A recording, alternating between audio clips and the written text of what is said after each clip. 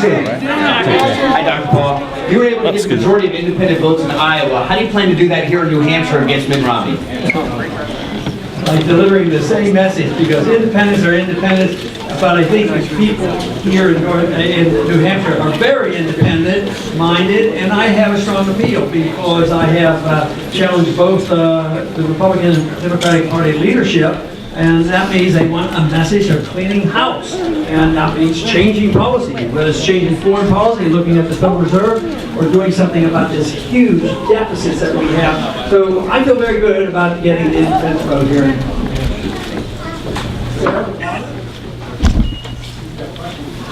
Actually, it's one that you've been asking me of a few different voters. They've been saying that they're a little worried about your health. How are you holding up? You look good to me. She's asking about your health, sir. I am. Let's do a bicycle ride.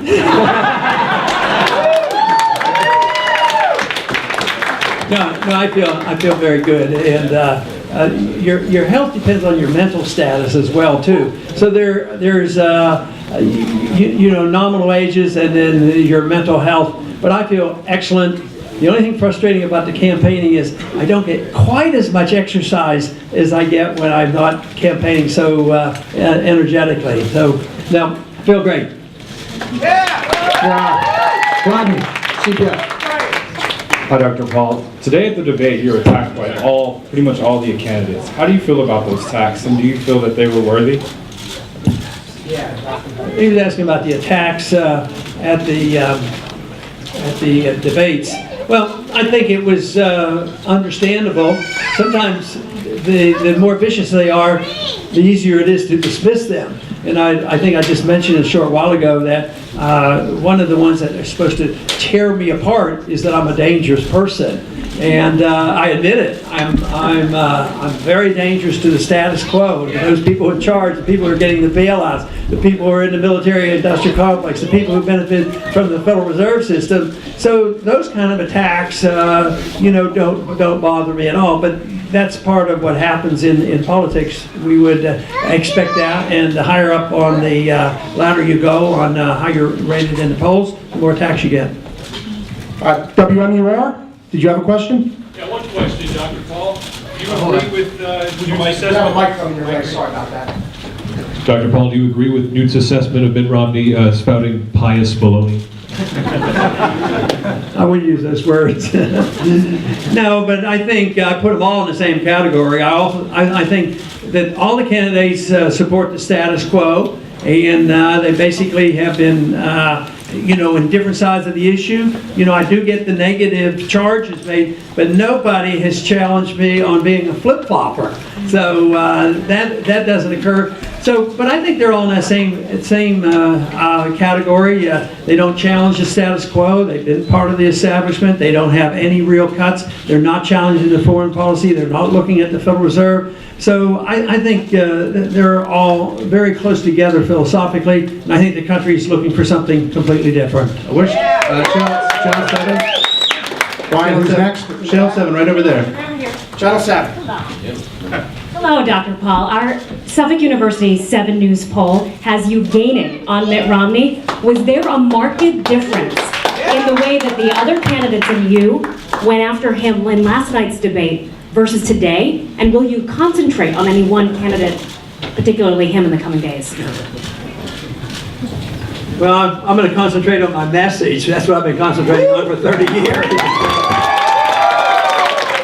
When the questions are asked, about individuals, I'm not bashful. I usually, if I'm up to speed and know exactly how they voted, I let people know. And I think too often they've been on both sides of these issues, and I think it's the message that is more powerful. It is important, even though it's not the most fun for me in politics, is to have to say, don't you know he did this and he did that. I'm much more positive. I like to talk about the benefits of freedom, the benefits of the rule of law, the benefits of personal liberty, and why we should have a wise foreign policy. I think that's what's winning the day for us. All right, time for one more question. Hey, Dr. Paul, Beth Thuy from AP. Let's say you came in third in Iowa. Let's say you don't beat Mitt Romney here, even if you if you're gaining, what is your plausible strategy for winning? How do you go down into South Carolina, having come in third and then second? What's your strategy to get the nomination? Well, I guess I'm not very good at answering questions like that about strategy because I keep thinking I do the same thing over and over again. You know, my job is to understand the issues, understand the philosophy, understand American history, understanding economic policy, and explain it to people so they know what to expect and get them to join in with what I'm doing by voting and electing me to whatever office I run for. So the strategy is to continue to do the same, but those individuals who help me in managing the campaign, you know, I rely on them to much of a degree on strategy, and that is they have to look at the books, they have to raise the money, they have to do direct mail, and fortunately, they've had an easy job. They shouldn't get paid any money at all. Because the money comes in sometimes spontaneously, and you have to have the money. But the big challenge is, obviously, even with us raising, I don't know how much, tens of millions, $10, $20 million. To me, that's a lot of money. But when we're competing with somebody with $100 million, we're talking about a president might spend $1 billion. I mean, this is big time. So our strategy has to be that we have a wonderful message which gets spontaneous support. At the same time, we have to do our very best to raise the money and compete in a normal fashion, which so far we've been able to do. We were in Iowa running a very conventional campaign. We're here, we've been here for a long time. I've been here frequently, and we're, you know, doing a lot of phone calling and mail and advertising. So we have to continue to do this, and I think I will be in South Carolina rather soon, like probably within 12 hours of knowing how we do up here.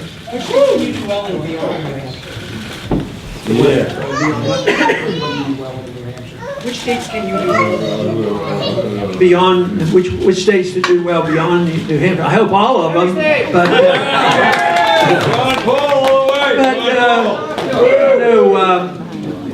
the caucus states we are putting a little bit more emphasis in, and but South Carolina will be a nice test for us because it's a bigger state.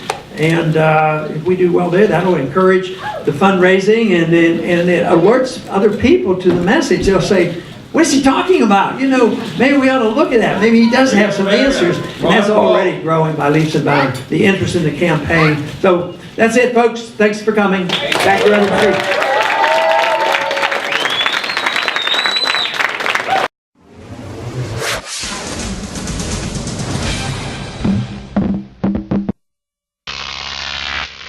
Crop TV.